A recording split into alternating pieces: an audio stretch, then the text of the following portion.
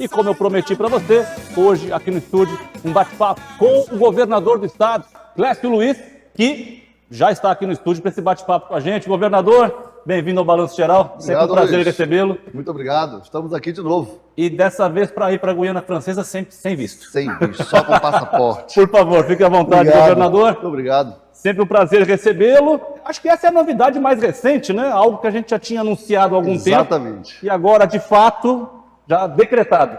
Isso. Ontem foram assinados os últimos documentos que precisavam entre a Embaixada brasileira, na verdade, entre o Ministério das Relações Exteriores do Brasil, no Itamaraty, e o Ministério também de Relações Exteriores da França. Então, os últimos documentos foram assinados. O que precisava eu assinar como governador também assinei, que é como se fossem as nossas contrapartidas, que é basicamente na área de segurança, Luiz. Nós vamos criar no Oiapoque um batalhão de fronteira, reforçar o policiamento, viaturas, lanchas, fazer um trabalho conjunto numa comissão chamada CCP, que é a Comissão Conjunta de Polícia Guiana Francesa e Amapá. Então vão ter lá oficiais da Guiana Francesa, oficiais do Amapá, delegados de lá e daqui, e vão trabalhar junto as questões de segurança da fronteira.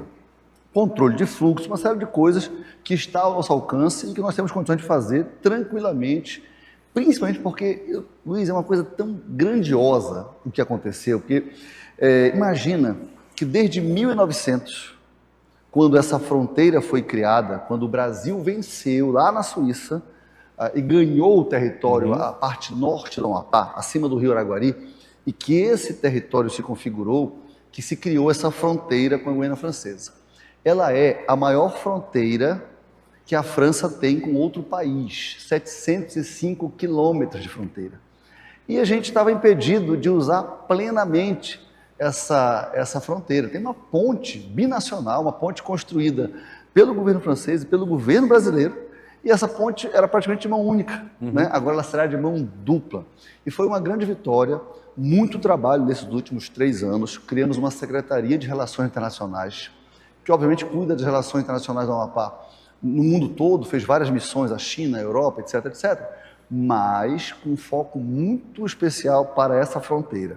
E agora, tem a ponte, a fronteira já existe uma relação social muito forte, faltava agora a relação institucional, a relação diplomática que estava desalinhada. O que acontecia na prática é que havia uma agressão diplomática, porque feria um dos principais princípios, desculpa a redundância, da diplomacia internacional, que é a reciprocidade.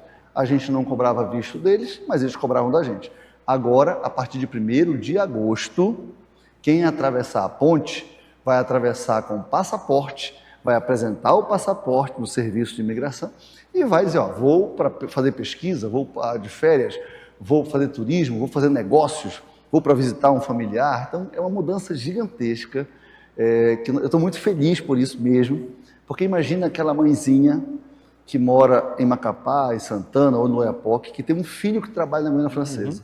Ela não conseguia visitar esse filho quando ele estava fazendo aniversário, quando ele adoecia, porque ela não tinha o visto. E para tirar o visto era muito caro, muito trabalhoso, tinha que ir até Brasília. Agora não. Ela vai poder, com o passaporte que ela vai tirar aqui na Polícia Federal, vai atravessar com o passaporte e vai dizer, vou visitar o meu filho, fulano de tal, que mora no endereço tal, vou passar 3 dias visitando ele, só de semana. E vai e volta. Então, isso é um avanço gigantesco para o povo amapaense, para as famílias amapaenses, contra essa relação social, mas tem um desdobramento que você sabe que é uma área que eu me interesso muito, e você também. É o desdobramento econômico. Exatamente. Porque o que vai gerar de novos empregos, de novos negócios. A Guiana Francesa nos apresentou uma pauta, Luiz, de coisas que eles querem adquirir da gente, querem comprar da gente. Frutas, verduras, legumes, alimentos em geral, madeira certificada, querem material de construção. Então são produtos que nós vamos vender para eles agora, com essa facilitação da não exigência do visto. Eles querem usar o nosso porto também, porque o porto deles é um porto com baixo calado e o nosso tem muito calado. Então, as relações comerciais, as relações econômicas vão avançar muito e isso vai gerar muito emprego para o povo do Amapá, para os trabalhadores do Amapá, para os empreendedores do Amapá. Isso, acredito eu, vai ser um peso a mais, talvez com a sua ajuda também em Brasília, para quem sabe concluir o asfaltamento da BR-156, porque agora estamos ainda mais conectados com a Europa. Não tenha dúvida. Na verdade, Luiz, o que aconteceu foi que nós tivemos problema com a empresa da licitação. Não foi outra coisa. O dinheiro está garantido desde a PEC da transição, os recursos para a pavimentação do trecho norte da BR-156, que são 2 lotes de aproximadamente 50 quilômetros, um pouquinho mais cada lote, e mais um terceiro lote de requalificação daqueles 50 quilômetros que vêm do Oiapoque até a aldeia indígena, estão garantidos. Ambos licitados, e o último bloco está faltando a fase final da licitação. Agora mesmo, nesse momento, a empresa está retomando para fazer 20 quilômetros esse ano de pavimentação no trecho norte. No trecho sul, são 4 lotes, todos os recursos garantidos. Tem um lote que sai ali do 21, que está sendo feito pelo Exército Brasileiro. Tem um lote já em obras vindo do Laranjal até a Água Branca, do Cajari. Um terceiro lote já licitado, falta da ordem de serviço, e o quarto em licitação. Então, essa ligação terrestre de forma pavimentada, ela vai acontecer. Infelizmente, nós perdemos 1 ano e meio por conta dos problemas da empresa. Isso foi solucionado no DENIT nacional, já está resolvido, e a obra foi retomada já. Fora isso, tem muita estrada, viu? Lá do sul, a gente está fazendo a AP-160. É aquela rodovia que liga o Laranjal do Jari a Vitória do Jari. Então está em plena obra lá, fazendo a parte de drenagem, as pontes, etc. Tem a do Jari que eu já falei. Aqui vamos começar agora a semana da duplicação do quilômetro 9, que é uma obra muito importante também, porque vai ligar a BR-156, BR-210 até o Porto de Santana, até Mazagão. Tem o Farinha Seca, nós já entregamos, um ramal muito importante. Até a rodovia do Curial. Concluímos a P70 até São Joaquim, estendemos ela agora até Santa Luzia, faltam só 3 quilômetros, termina agora também nos próximos meses. Concluímos a P110, que é até Cutias, falta só uma ponte, que é a ponte da Burupora. Vamos começar agora o ramal lá, a rodovia, do Lourenço, que é uma rodovia importante, também uma vez que voltaram, 4 empresas voltaram com atividade mineral no Garimpo do Lourenço, no distrito do Lourenço, que é um distrito minerário. Então, em termos de malha rodoviária, nosso plano rodoviário está sendo cumprido. No Oiapoque, ramais indígenas, que há pouco tempo atrás era impensável, nós estamos com 3 ramais indígenas, um está sendo pavimentado agora, um ramal que liga a sede do Oiapoque até Vila Vitória também, retomamos agora no verão. Então tem muita pavimentação de rodovias, que seria a nossa prioridade, mas também nós estamos recebendo muito pedido de ajuda de todos os prefeitos, estamos pavimentando em todos os municípios as áreas urbanas também. Ponte é um problema, governador, no estado todo. Recentemente, caminhão caindo da ponte, pontes de madeira. Isso. Há uma parceria para que, de repente, comece a construir as pontes de concreto, que aí acabariam com o problema de uma vez por todas? Todas que nós estamos fazendo, que não seja revitalização, são de concreto. Todas, sem exceção. Vamos licitar agora do Santo Antônio, por exemplo, uma ponte de concreto, mão dupla, para receber toda a carga que começou a aumentar da produção de grãos da P70, só para ter uma ideia. A ponte do Santo Antônio é uma ponte muito grande. Fizemos uma de concreto que tivemos que refazer uma ponte totalmente, foi construída do zero, a ponte de 180 metros lá na Serra do Navio, totalmente refeita, e todas as pontes novas, sem exceção, são de concreto. Quais são aquelas que a gente está fazendo de madeira ou reformando? Aquelas que os recursos já não foram aprovados ou que estão em análise do projeto e precisam receber manutenção, né? Aquela lá da Água Fria, aquele acidente, na verdade, foi uma imperícia do motorista. As imagens mostram claramente que ele erra a pista de rolamento, né, e coloca as carretas no local que não é para rodar, não é de rodagem, né, e ela tomba. E quando a carga tomba internamente na caçamba, joga o caminhão para a água, né? Foi lamentável porque, mais um problema, excesso de peso, que é um outro problema que a gente enfrenta, mas todas as pontes que nós projetamos são novas, serão de concreto. senhor citou agora que, além das obras que já estão no planejamento, alguns prefeitos estão lhe pedindo ajuda. Não posso deixar de tocar nesse assunto, já que o senhor mesmo levantou a bola dos prefeitos lhe pedindo ajuda. Quando o senhor, e eu já falei isso em outra entrevista, que o senhor é meio que um bombeiro, um apagador de incêndio. Quando o senhor foi prefeito, pegou uma prefeitura com muita dificuldade. Quando entrou para o governo, também pegou um governo com muita dificuldade. Na sua gestão como prefeito, praticamente o senhor foi abandonado à época pelo governo do estado. Aqui em Macapá, agora que houve uma troca de gestão, a gestão anterior é pública e notória, não havia relacionamento entre governo e município. Com o novo governo agora de Macapá, apesar de provisório e interino, como é que está essa relação, governador? Luiz, eu sempre me coloquei à disposição da Prefeitura de Macapá, dos prefeitos que passaram pela Prefeitura na minha gestão, sem exceção. E isso vale para o prefeito do Iapoque, vale para o prefeito de Laranjal do Jari, de Vitória, e de Macapá não foi diferente. Ocorre que não havia uma vontade de trabalhar em parceria. Os maiores investimentos do nosso governo são em Macapá. Claro que eu sabia e defendo e faço dessa forma, eu ajudo todos os municípios, porque eu sei que quando a gente não ajuda um município pequeno, lá do norte do Amapá ou do sul, toda a problemática volta para Macapá. Então, eu realmente me propus a trabalhar nos 16 municípios, não só em Macapá. Mas é em Macapá que está concentrado o maior volume de obras, o maior volume de feitos, é aqui em Macapá. E eu sempre me coloquei à disposição da Prefeitura de Macapá, como estou fazendo agora com o novo prefeito também. Com o anterior, para você ter uma ideia, tinha 10 milhões de reais do governo na conta, que nunca foram usados, não sei porquê, talvez para não dizer que eu ajudava, entendeu? Para continuar sustentando o discurso de que eu não ajudava. E eu ajudava sim, mas tinha muita dificuldade de entrar em ações que eram típicas de prefeitura. Né? Agora não. Agora a relação não tem mais nenhum obstáculo, tanto é que está entrando e pavimentando nos bairros, fazendo ponte firme, atuando dentro do município de Macapá sem nenhum tipo de obstáculo mais. E o trabalho acontece. Quando não há ninguém atrapalhando, a coisa flui. E é isso que está acontecendo. Então, tanto do prefeito anterior quanto do prefeito atual, eu sempre me coloquei à disposição. E naquilo que eu puder ajudar, eu vou ajudar. Isso serve para Macapá, para Santana e para qualquer município do nosso estado. Falando em Macapá, o hospital de emergências continua em obras e agora chegaram novos leitos para o anexo que já está em funcionamento. Isso. 30 novos leitos no anexo, que vai ser uma área de suporte para o novo HE, e a obra está a plenos pulmões. Não sei se vocês têm feito alguma matéria de lá. A parte interna está na fase do revestimento, é a fase final de acabamento mesmo para a gente entregar. E estamos aguardando também os equipamentos, tomógrafos, arcos cirúrgicos, todos os equipamentos que precisam, tanto para equipar as salas de cirurgia, né, as UTIs, esse equipamento foi todo adquirido, está chegando para montar, e eu imagino aí que lá para agosto, setembro, a gente abre as portas do novo HE.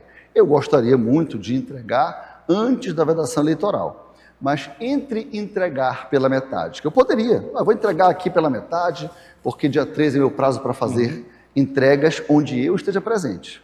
Nós não vamos deixar de entregar nada, não vamos deixar de fazer nenhuma obra, nem de dar ordem de serviço e muito menos de entregar as obras que vão aprontar nesse período. Mas, pela legislação eleitoral, e eu respeito a legislação eleitoral, nós não vamos poder, eu não posso participar daquele evento. Então, entre fazer algo só para eu estar na placa, só para eu estar no palanque e fazer algo definitivo, a gente preferiu aguardar mais alguns dias para entregar um novo HE que o povo de Macapá e do Amapá merecem. Eles estão esperando muito, essa é uma obra revolucionária, 212 novos leitos, com um anexo novo, vai para 343 novos leitos.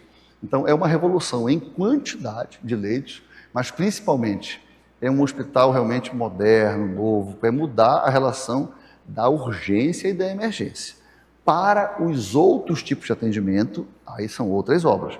É o Hospital de Porto Grande, que é um hospital regional, 157 novos leitos, está ficando pronto agora mais uma etapa, já entregamos a primeira, está entregando agora a segunda etapa. Temos uma maternidade quase pronta em Santana para acoplar ao hospital que nós também entregamos em Santana Novo. Estamos construindo mais uma maternidade em Santana, na área do Gaúcho. Começamos uma aqui na rodovia do Centenário, mais uma maternidade. Entregamos o Hospital da Criança e Adolescente, que é um hospital lindo. Você foi lá, Luiz? Finalmente, sim, estive lá. Lindo, é uma coisa assim... Que era uma obra que parecia que tinha uma cabeça de sapo enterrada que nunca não ia, né? 14 anos. Olha, se a gente for no Oiapoque, nós reformamos completamente o hospital do Oiapoque, é outro hospital, e construímos um outro bloco com 30 leitos, inclusive com leitos de UTI. E acoplamos um ao outro, então tem um hospital novo no Oiapoque. Estamos entregando o hospital novo em Amapá, nos próximos dias. Entregamos um novo em Tartarugal, entregamos um novo no Porto Grande. E agora vamos aprontar essa segunda e terceira etapa, está quase pronta. Tem os hospitais que estamos construindo aqui em Macapá e em Santana, e muda tudo. Quem viu a rede como era e como é agora, viu que teve muita mudança. Amanhã eu entrego um novo CEL, entregamos um CEL. O que é um CEL? É um Centro de Especialidades Odontológicas. A Priscila esteve com você aqui, né? Sim, sim. Então entregamos um CEL, que é o primeiro do Brasil, que o fluxo todo de atendimento é digital, então os aparelhos todos são digitais, que fazem atendimento, faz canal numa única sessão. Antigamente, para fazer um canal, você ia 1, 2, 3, até 4 vezes no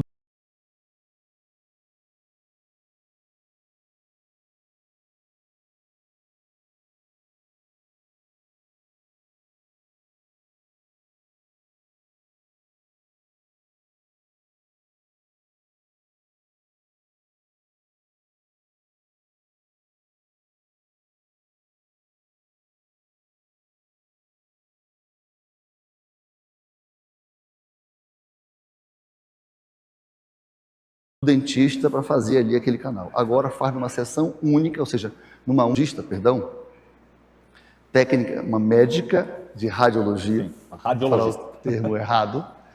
Aí me passou uma mensagem, governador, mandando um crânio de uma pessoa que tinha sofrido um acidente no Oiapoque. Um pescador de bicicleta foi atropelado e teve múltiplas fraturas na face e no crânio.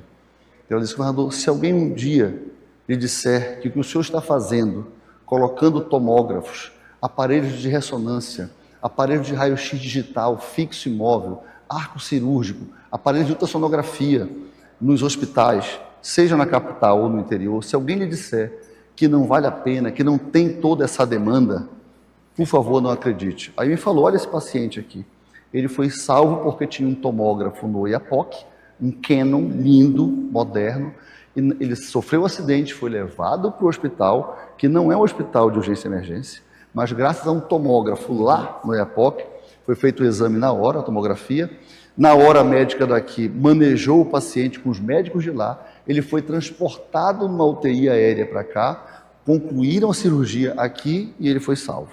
Então, por quê? Porque tem equipamento para fazer bom diagnóstico. Quando a gente faz bom diagnóstico, o tratamento é o mais adequado. Ainda na área da saúde, governador, recentemente tivemos a entrega do novo helicóptero, o Gavião 04. Inclusive, a nossa equipe foi a primeira equipe de televisão do Amapá a utilizar a aeronave nesse voo inaugural. E ontem a minha equipe me falava, Luiz, precisamos fazer uma matéria com o Gavião 6. Isso. Aí eu falei, tá errado, é 4. Ele, não, é o 6. Eu falei, tá errado, é o 4. Aí me mostraram um vídeo, agora tem o 6. A gente nem acabou nem passou a ressaca do 4 ainda. Nós tínhamos 3 aeronaves no GTA.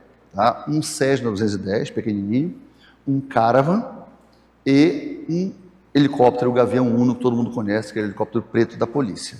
Agora nós saímos de 3 para 6 aeronaves e vocacionamos para a saúde. Essas aeronaves todas estão sob a gestão do GTA, que está sendo transformado lá num centro tático operacional, ele ganha mais um status. E esse centro tático operacional, ele comanda essas 3 aeronaves. O Cessnazinho, a gente conseguiu fazer uma adaptação para ter uma maca dentro também. Porque ele faz atendimento policial, mas a maior parte é de saúde. O Caravan, nós conseguimos colocar uma UTI aérea, então ele faz transporte aeromédico homologado pelo SUS, é um avião mais robusto. Adquirimos agora o nosso helicóptero, que é um Airbus, é um avião, um helicóptero super moderno, é o que há de mais moderno, que vem com a UTI aérea longitudinal, com o lugar, porque como é que fazia com o Gavião Uno? Tirava o banco e adaptava uma maca dura. Agora não, é uma maca de UTI com uma UTI, com todos os equipamentos acoplados, a bomba de infusão, com os monitores, com todos os equipamentos de uma UTI, só que dentro do helicóptero.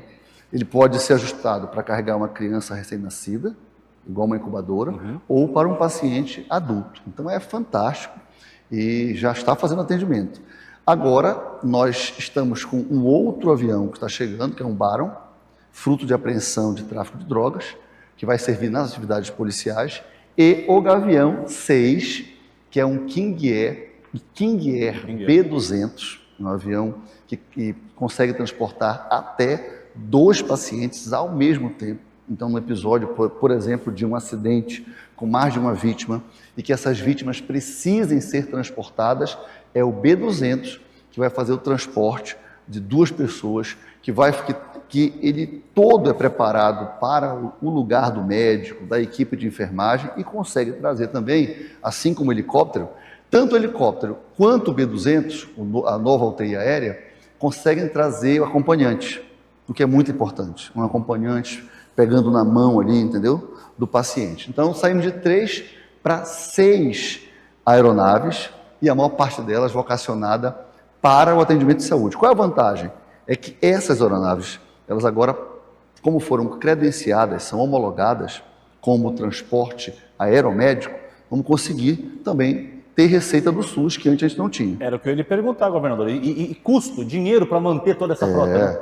É uma engenharia, Luiz, que a gente faz, uma engenharia de planejamento, engenharia orçamentária e financeira para dar conta. Nada do que a gente faz é aleatório ou a gente faz por fazer. Tudo tem um planejamento, a gente sabe dos riscos que nós estamos correndo.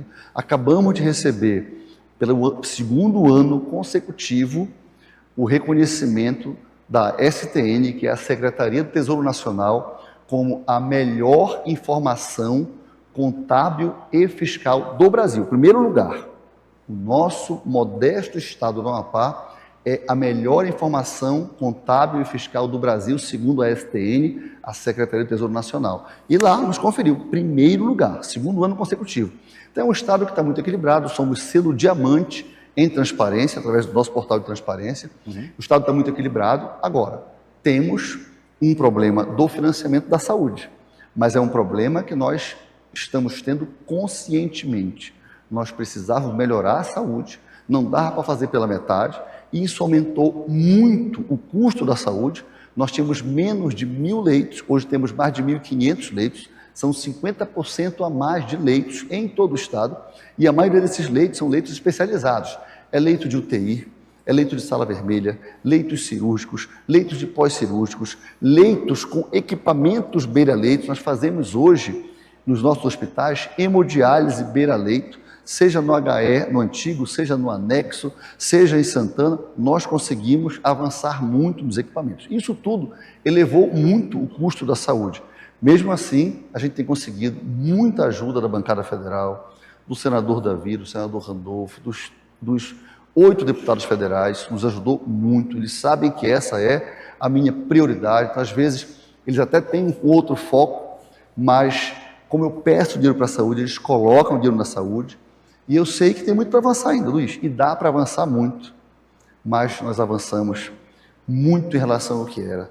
Só o fato de termos um novo hospital da criança, de termos um tratamento, um centro de radioterapia no Amapá, pacientes que antes precisavam ir para fora do Amapá para fazer tratamento oncológico, sem às vezes condições financeiras de ir, agora estão fazendo tratamento oncológico aqui, fazendo radioterapia aqui, estão se curando aqui. Perto da família é mais fácil. Batendo o sininho da cura, da esperança, perto da família. A pessoa faz uma sessão de radioterapia pela manhã e vai almoçar em casa com a família. Faz à tarde, vai dormir em casa com a família, abraçado com a família, vai receber a visita dos amigos. Então, tem muito avanço. Agora, claro, cada avanço na saúde, Luiz, leva a uma nova demanda. Então, se nós tínhamos antes 500 pacientes fazendo tratamento oncológico fora, e a gente mandar paciente oncológico para fora, você imagina que essa demanda inverte, aumenta muito nossa demanda para tratamento aqui, não só na radioterapia, mas nos demais tratamentos, na quimioterapia, nas cirurgias, e pelo grau de excelência, por ser o Hospital do Amor, que é o melhor do Brasil, a gente passa a receber agora pacientes de fora. Então aumenta muito a nossa demanda, aumenta o nosso custo mais uma vez, mas eu tomei a decisão, desde a campanha, não me arrependo, desde o primeiro dia, eu amanheci o primeiro dia lá no HE, montei meu gabinete provisório lá no HE, e desde o primeiro dia nós tornamos a saúde prioridade absoluta, prioridade imediata, prioridade inegociável, e assim está sendo.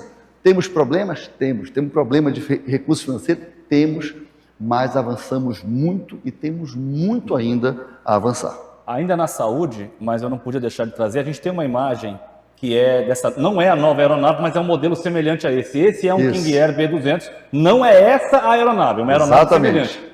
Mas é desse modelo, governador, que está chegando. É esse aí, um avião robusto, um avião muito usado, testado, seguro, sem históricos de acidentes por falhas mecânicas.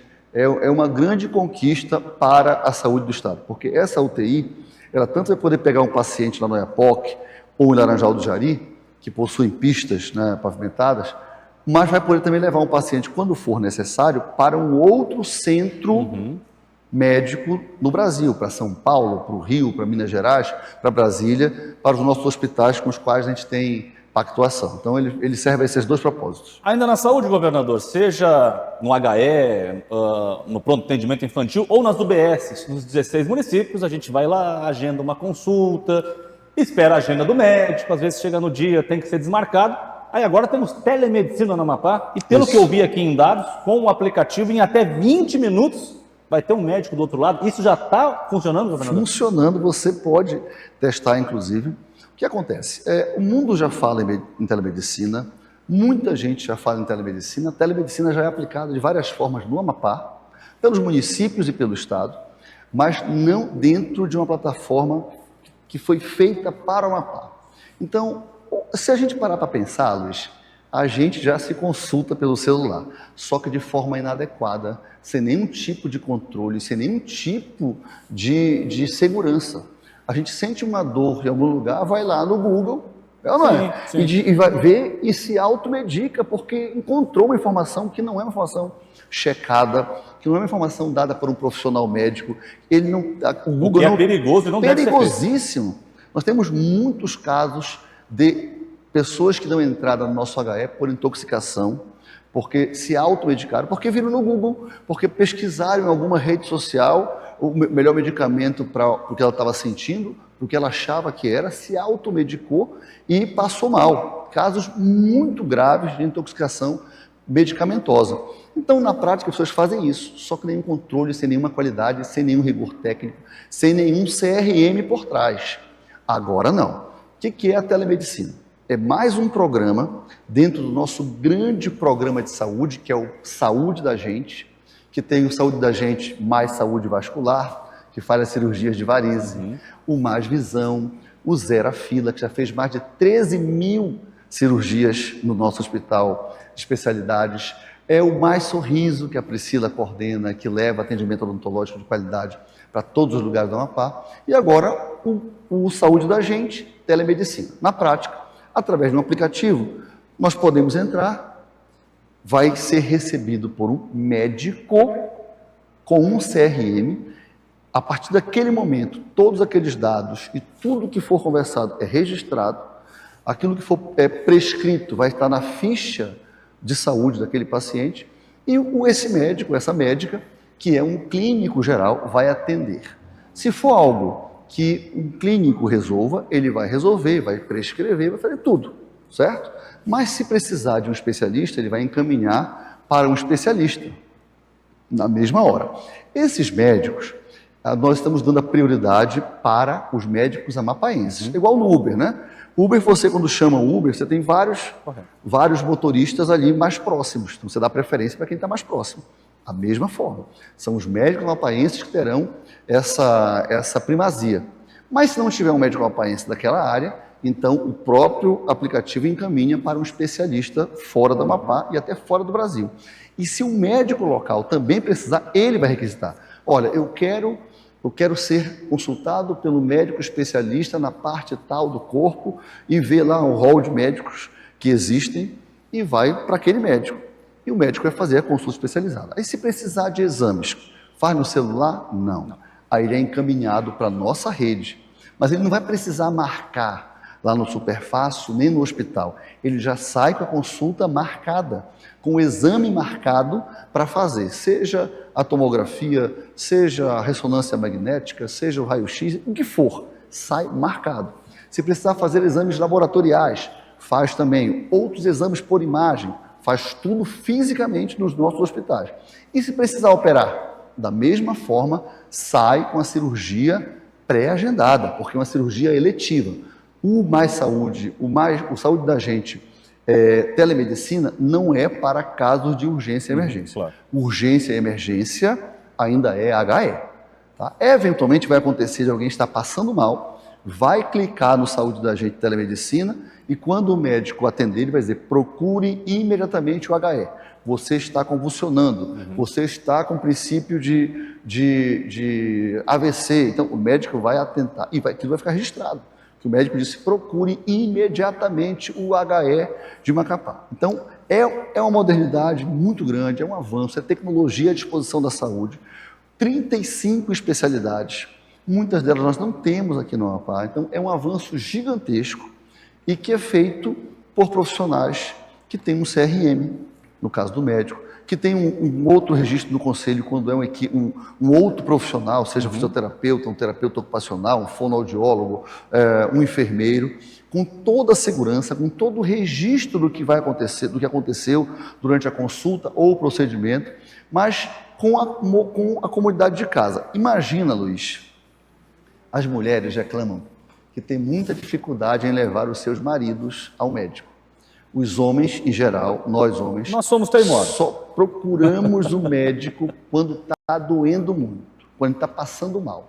Imagina que uma mulher vai poder sentar o marido no sofá e dizer, senta aqui. Ah, é muito tarde. Não importa, é 24 horas. Senta aqui e vai consultar com ele. Telemedicina aqui no celular, ou no tablet, ou no computador em casa, e vai consultar o marido no médico, o médico especialista. Não tem desculpa para o marido fugir. Não tem desculpa para o marido fugir. Ela vai consultar os filhos, se for necessário, vai encaminhar para um outro especialista, vai encaminhar para o exame. Ah, precisa fazer os exames de próstata, por exemplo. Então ele vai ser encaminhado, já vai ser marcado ali no aplicativo para ele fazer o exame. Então, a gente está imaginando que, primeiro, vai aumentar de novo muito a demanda.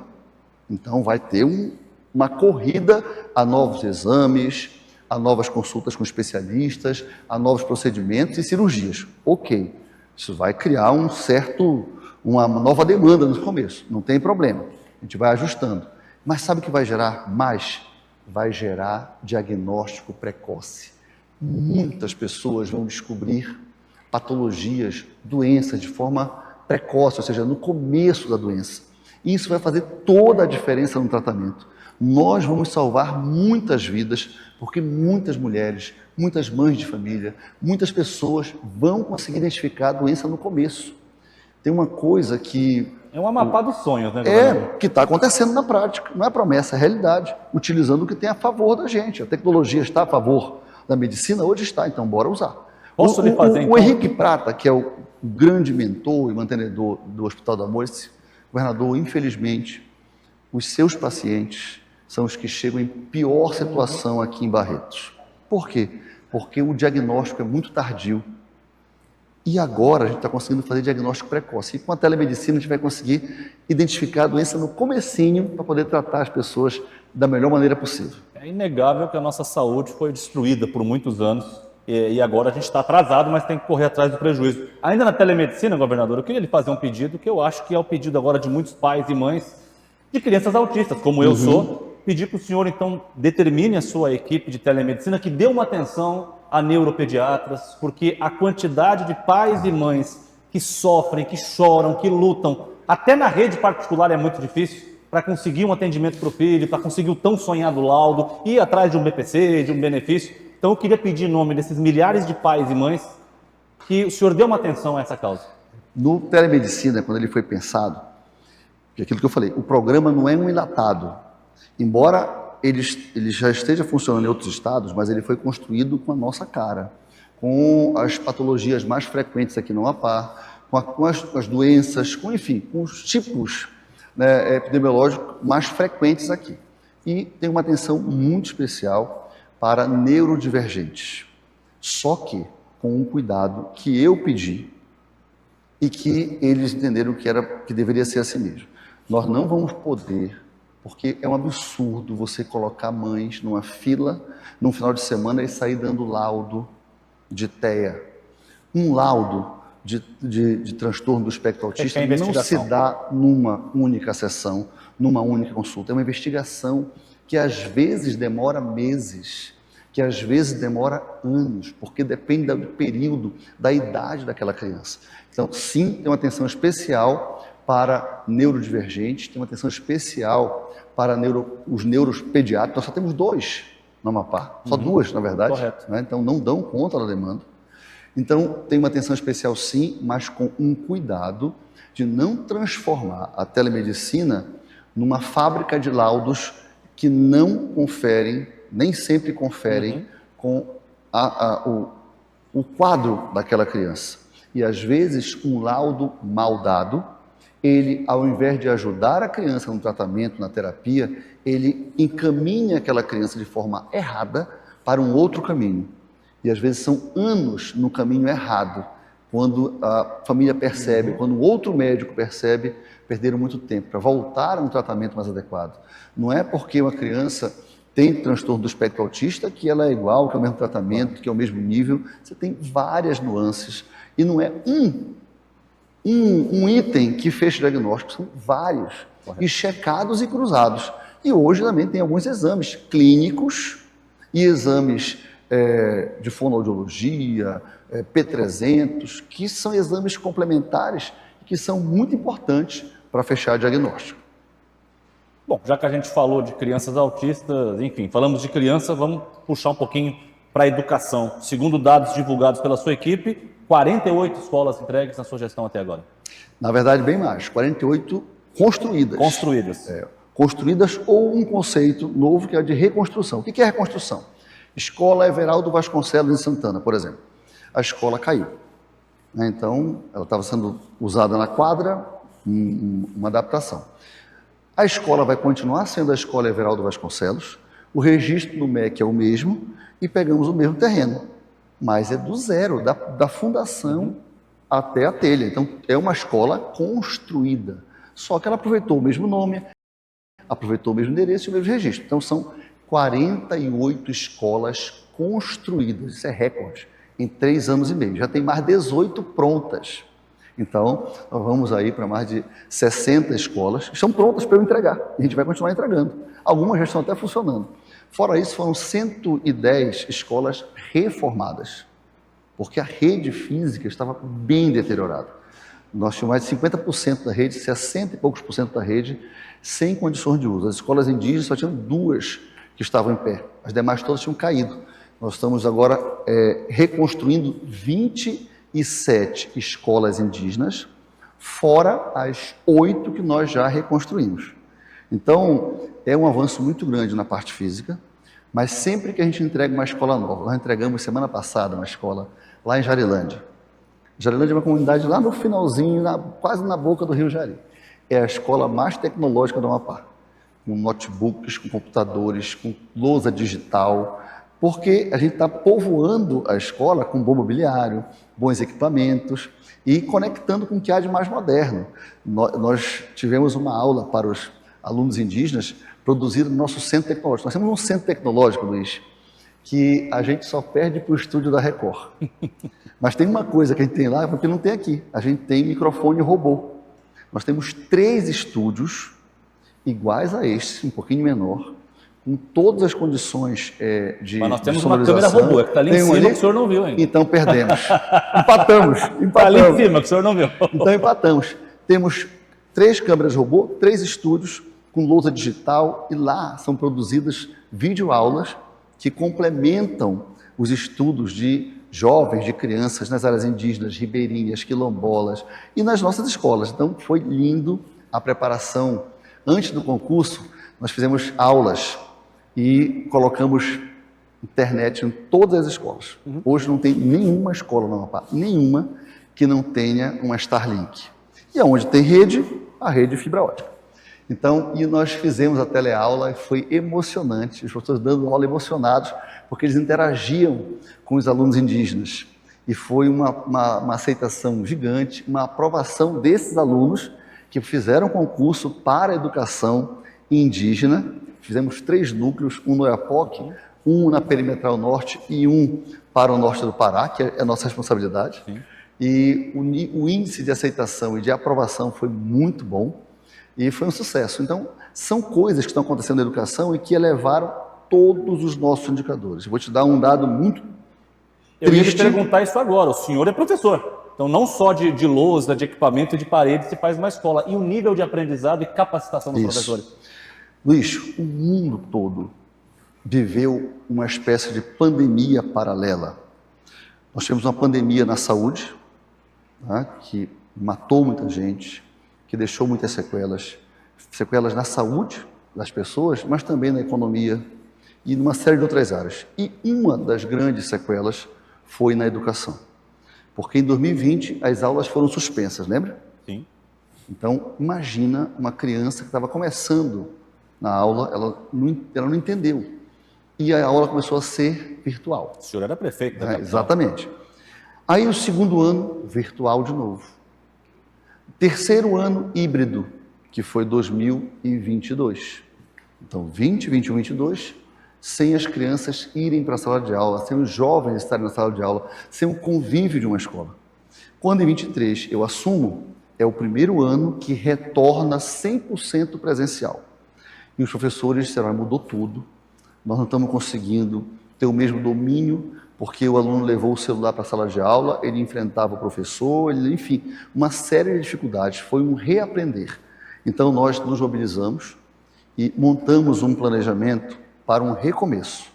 Para vocês terem uma ideia, nós fizemos uma provinha básica, que era o seguinte, o aluno em idade de alfabetização, ele tinha que ler e escrever uma frase, com acentuação, com pontuação e com entonação, né? e interpretando. Uma frase. De 100 crianças, só 19 sabiam ler e escrever. Olha que tragédia educação, só 19. E nós fomos melhorando os nossos indicadores. Em 3 anos e meio, nós já estamos em 60%. E se Deus quiser, no final do ano a gente bate 70% e a nossa meta para o ano que vem é 80%. A gente bate a meta nacional. Mas era uma tragédia, porque uma criança que não aprende a ler e escrever na idade certa, ele atropela todo o resto do ciclo educacional dele nos anos iniciais. Então, nós conseguimos reverter isso.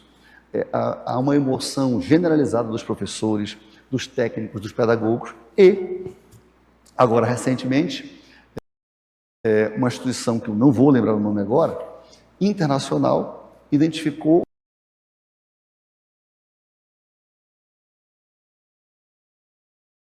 experiências ao redor do mundo de sucesso no pós-pandemia.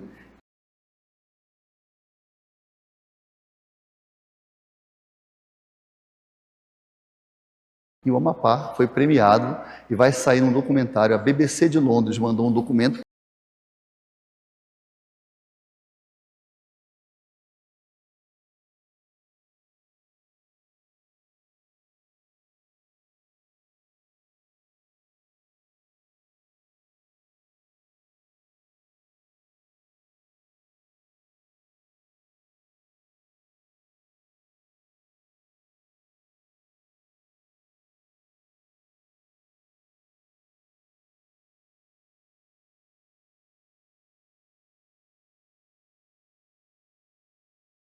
para mim, pedindo autorização para fazer um documentário sobre a experiência do Amapá.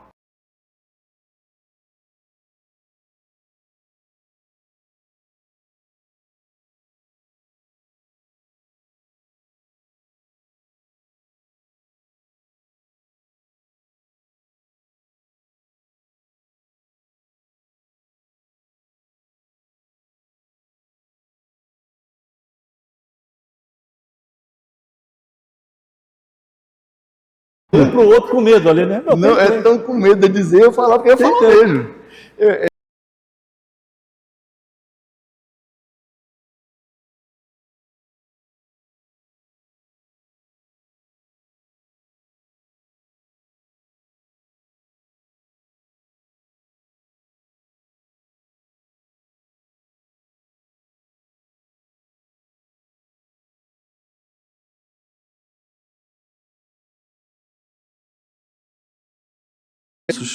que eu falo, um investimento de pouco mais de 50 milhões de reais, nós fizemos girar, durante a Expofeira, 1 bilhão e 100 milhões de reais em negócios. Não estou falando do investimento do governo, estou falando de negócios que movimentaram a economia mapaense.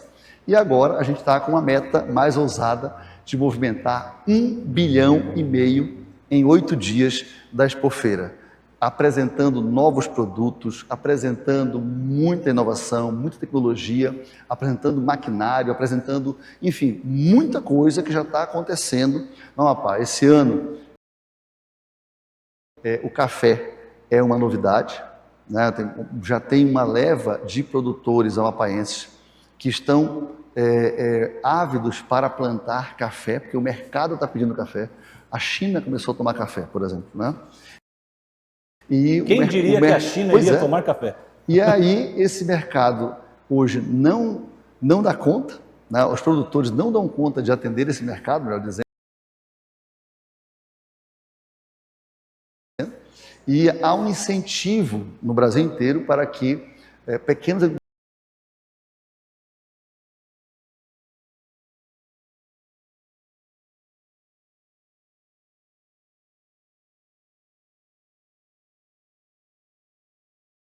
agricultores plantem café.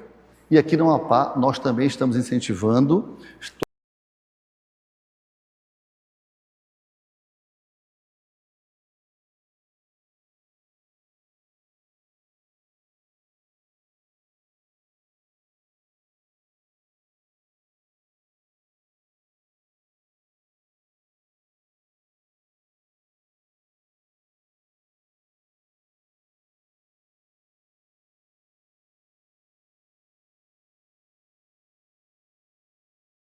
trouxemos sementes de Rondônia, estamos incentivando a associação, já tem uma associação, a média é de 120 mil pessoas dia circulando. Essas pessoas vão para a Expofeira e compram brinquedos, se alimentam, compram souvenir, compram artefatos típicos de uma Expofeira, fazem negócio, então gira muito recurso.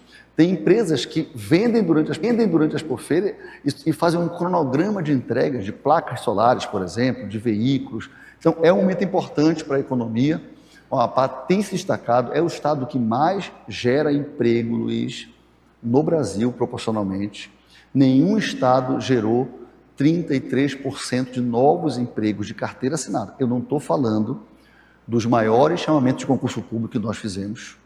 Não estou falando de contrato administrativo, não estou falando de cargo comissionado, não estou falando de transposição, são quase 6 mil novos servidores federais com a transposição. Eu estou falando de emprego de carteira assinada no privado. Nós tínhamos 80 mil pessoas com carteira assinada em 2023, 80 mil, segundo o CAGED, que é o Cadastro Geral de Empregados e Desempregados. Hoje são 106 mil pessoas empregadas, 26 mil a mais, portanto, 33% a mais de pessoas empregadas com carteira assinada. Isso faz toda a diferença na nossa economia, no movimento do nosso comércio, no nosso consumo, enfim, é uma grande vitória. E olha que nem começamos a ter ainda os efeitos do petróleo, isso é efeito de grandes mudanças estruturais, grandes incentivos. Você tem uma ideia, nós temos um grande pacote de um programa chamado Repetro. É um programa, um pacote de incentivos só para quem está se implantando aqui para a indústria do petróleo. Fizemos um outro para várias indústrias, movelaria, cimento. Amanhã a gente começa, amanhã é o lançamento da obra de uma fábrica de cimento que está se implantando aqui em Macapá, no Distrito Industrial. Vai produzir cimento para o nosso mercado local e para a exportação lá no Distrito Industrial. Por que eles vieram? Porque nós demos um incentivo fiscal que tornou a implantação da indústria aqui 40% mais barato do que se ele fosse no nosso distrito, né? Se ele fosse implantado em outro lugar. E nós estamos agora dando uma outra dinâmica para o nosso distrito industrial. Então a gente gera muito emprego, abrimos o maior número de empresas da história, voltamos a abrir indústrias no Amapá, enfim, os indicadores são muito bons. E nós nem falamos ainda do petróleo, falamos de bioeconomia, de outras coisas. Já que o senhor tocou na palavra petróleo, uma fonte nossa informa que as sondas da Petrobras já acharam alguma coisa nos poços que estão sendo perfurados. E pelo seu sorriso, eu imagino que o senhor tem essa informação. Volta para a atração da expofeira. Esse spoiler aí é gigante, né?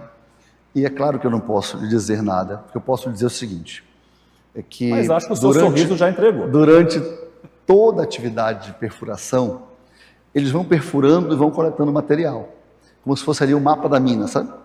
E todo o material encontrado foi apontando um caminho certo. E eles estão muito felizes. Isso é que eu posso dizer, que eu converso diretamente com os embarcados, converso com a presidente da Petrobras, a doutora Magda Chambriard. Eles estão realmente muito animados e se procede ou não que já encontraram, né, o fato é que o que eles dizem é que estamos no caminho certo, estão acelerando os processos de forma muito responsável para que naquele intervalo aí de 4 anos, 5 anos, daqui a 4, 5 anos, se Deus quiser, a gente consiga estar produzindo petróleo. E ao produzir petróleo na costa do Amapá, a gente está produzindo também mais empregos, empregos especializados, mais empresas, mais pessoas participando da vida econômica do Estado. E para isso, como eu sempre disse, o petróleo não vai nos pegar de surpresa. Não vai. Nós estamos fazendo todas as medidas, desde os incentivos fiscais até a formação de mão de obra. Para ter uma ideia, a gente vai tratar de Jovem Descolado, que é um programa do Sebrae, que foi criado no Amapá e que faz capacitação da juventude. A gente incluiu o petróleo. E temos um programa chamado Qualifica Amapá Óleo e Gás, que está formando jovens em várias profissões de óleo e gás, e estamos avançando com tratativas com a nossa Universidade Estadual, com a nossa Universidade Federal, com o nosso Instituto Federal, para que a gente possa formar jovens em graduação, em engenharia química, que precisa muito, engenharia de produção, engenharia de petróleo. A Petrobras tem um braço que é uma faculdade que forma os seus próprios técnicos. Eles vão fazer parceria conosco para que esses empregos do petróleo não sejam alcançados por quem vem de fora, mas pela nossa juventude. Então, está correndo muito e vai fazer a maior leva de qualificação de mão de obra, sobretudo da juventude, para petróleo, que o Brasil já fez. Vai ser aqui no Amapá, porque os nossos jovens são os jovens que vão alcançar esses empregos. E muito me orgulha esse tema, porque o senhor é testemunha que desde o início eu estou junto ali, cobrando, Verdade. já viajamos juntos atrás de Exato. informações, então eu fico muito satisfeito que as coisas estão acontecendo. Para encerrar, governador, quando o senhor olha para a saúde, segurança, educação, infraestrutura, economia, fronteira, petróleo, qual é o Amapá que o senhor quer entregar até o fim do mandato? O Amapá que eu me propus, né? Um Amapá que fosse destravado. Eu lembro que eu falei uma vez aqui, que eu e, na época, o meu opositor, o empresário Jaime Nunes, nós usamos a mesma palavra, a gente disputava a mesma expressão, que era destravar o Amapá. Eu tenho conversado com o Jaime Nunes, né? E a gente tem convergido em muita coisa. E eu acredito realmente que a gente destravou muita coisa nesse Amapá. Por isso ele se desenvolveu. Por isso ele é um estado que avançou muito na saúde, que avançou muito na educação, avançou inegavelmente na segurança pública. Hoje a gente tem um grande evento de segurança pública, onde vai mostrar todo o nosso arsenal e todo o nosso investimento na segurança pública. Hoje começa hoje não é isso? 5 horas lá no Sambódromo, aproximadamente mais 600 alunos iniciam um novo curso de formação de soldados. Temos, pela primeira vez no Amapá, 2 turmas de cadetes militares, uma turma de cadetes militares de 60 cadetes na Academia Militar da Polícia Militar, isso é inédito. Temos 30 cadetes na Academia Militar dos Bombeiros. Esses cadetes vão fazer um curso de 3 anos, vão sair com bacharéis em segurança pública e em ciências policiais, isso é inédito. Depois disso, eles deixam de ser cadetes, viram aspirantes, com direito ao espadinho, à espada, e depois vão se transformar nos nossos oficiais de Estado-Maior. É uma nova nomenclatura, um novo conceito de oficiais preparados para o alto comando, para decisões estratégicas, para comandar e para gerir, planejar a segurança pública. Ou seja, nós estamos fazendo hoje algo que vai fazer toda a diferença hoje, mas no futuro também. Criamos um Instituto de Educação em Segurança Pública, o IESP, que faz formação continuada de todas as polícias. Então, esses investimentos geraram muitos resultados. As maiores taxas de redução de criminalidade do Brasil são as do Amapá. Inclusive, nunca é muito importante, que é o roubo. Diminuiu muito. Não tem mais esse negócio de sair de casa e tirar cordão, tirar relógio porque está preocupado, celular. Você não ouve falar há muito tempo em ocorrência com saidinha de banco. E está chegando agora o Honda Minibox, né? E hoje à tarde a gente lança o Honda Minibox, que é da mesma forma que nós lançamos o Escola Segura. Que a minha equipe falou que hoje tem uma pauta sobre isso. O lançamento do Honda Minibox. Da mesma forma que a gente lançou o Escola Segura, que são Hondas de equipes especializadas, que estão linkadas com a escola, que entram na escola, conversam com os alunos, que fez toda a diferença na violência dentro das escolas, no combate à violência. O Honda Minibox é uma equipe também especializada, várias aliás, que vão fazer rondas em mercearias, miniboxes, mercadinhos, feiras, e vão estabelecer uma relação direta com esses empreendedores. De repente São vai diminuir milhares. aquelas grades no minibox durante a noite? Com certeza, mas nós já diminuímos os assaltos. Você lembra? Todo dia, eram vários, todo dia. Hoje em dia isso cessou. Eu perguntei, certa vez, numa reunião da FEComércio, o presidente Ladislau, a presidente Marlúcia, disse, vem cá, e a segurança pública? Eu disse, não, melhorou muito. E aqueles assaltos que ocorriam todos os dias, muitos, furtos, assaltos, roubos, a mão armada e tal, não, parou, acabou, é residual. Então, há um avanço muito bem na segurança, na saúde e educação, mas principalmente na economia. Porque é a economia, Luiz, que vai sustentar essas novas demandas, entendeu? Se eu só avanço na saúde, na educação, na segurança, que geraram novos custos, mas não me preocupo com a segurança, nós iríamos colapsar. Então, a economia está sustentando essas atividades que nós demos toda a prioridade. Então, quando eu olho, eu vejo que nós estamos cumprindo todos os nossos compromissos feitos com a população, estamos tendo resultado, que é mais importante, porque tem compromisso que você pode cumprir, mas ele não gera resultado. Nós, além de estarmos cumprindo os nossos compromissos, nós estamos gerando resultados que são auditáveis, que dá para ver, são indicadores, são números que dão para checar, e não é números do CLEST, não são números do CLEST, são números do MEC, são números do CAGED, são números dos indicadores de segurança pública do Ministério da Justiça. Então, eu vejo um Estado que mudou a sua rota, mudou o seu rumo, que avançou, que gerou um ambiente político muito favorável e que não pode parar de avançar. É isso que eu vejo. Governador, nosso tempo já estourou, acabei de saber aqui que já são 58 minutos de bate-papo. Nosso recorde acho que era 55, batemos um novo recorde. Possivelmente nós iremos nos falar menos daqui para frente, por conta do período eleitoral que já se inicia. Na verdade, já começou e algumas regras, entre elas, lhe impede de conceder entrevistas, fazer inaugurações e assim por diante. Mas, me lembro na primeira semana do seu governo, que o senhor chegou para mim e falou, Luiz, você sempre falou aqui do governo que destruiu o Amapá, você vai falar que o meu governo foi o governo que destravou o Amapá.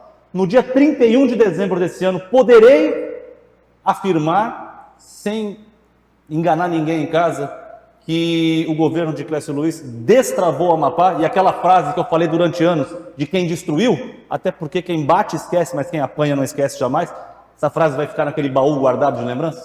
Já ficou, Luiz, e assim, não precisa chegar até 31 de dezembro, você pode falar hoje, eu lhe falo com toda a convicção. Do ponto de vista das regras, nós temos a melhor legislação ambiental do Brasil, destravamos o meio ambiente, temos um zoneamento ecológico e econômico, plano diretor da Bacia do Araguari, que vai nos permitir agora colocar mais uma turbina na hidrelétrica lá de Quaraci-Nunes. Então, isso é destravar uma nova legislação ambiental, sem aquela história de nós não conseguirmos licenciar a atividade. A gente licencia hoje, batemos todos os recordes de licenciamento ambiental, de novas atividades econômicas, trouxemos novas empresas, incentivamos as locais, o selo Amapá ganhou uma projeção mundial, nós temos hoje mais de 1.300 produtos do selo Amapá, novas empresas chegando, novas empresas sendo constituídas, saímos de 41 startups para 230 e tantas startups, isso é destravar o Amapá. Então, eu digo a você, olhando nos seus olhos e olhando aqui para o povo do Amapá, que você já pode dizer hoje, Nós destravamos o Amapá e nós podemos continuar avançando e vamos avançar muito mais. Não vou dizer que o senhor volta mais vezes, porque nos veremos na campanha menos do que agora, do período de governo, mas não é segredo para ninguém. Clécio Luiz é pré-candidato à reeleição. Lhe desejo uma boa sorte na caminhada. Obrigado. Infelizmente, os bastidores já indicam, não será uma eleição tranquila, não será uma eleição fácil, mas lhe desejo boa sorte, sucesso e que Deus lhe abençoe. Amém. Muito obrigado. E pode dizer, viu? O Amapá foi destravado, está destravado e está decolando. Pode pegar qualquer indicador de qualquer área que você vai ver isso. Da bioeconomia à perspectiva do petróleo. Até a próxima. Até a próxima. Um abraço. Obrigado.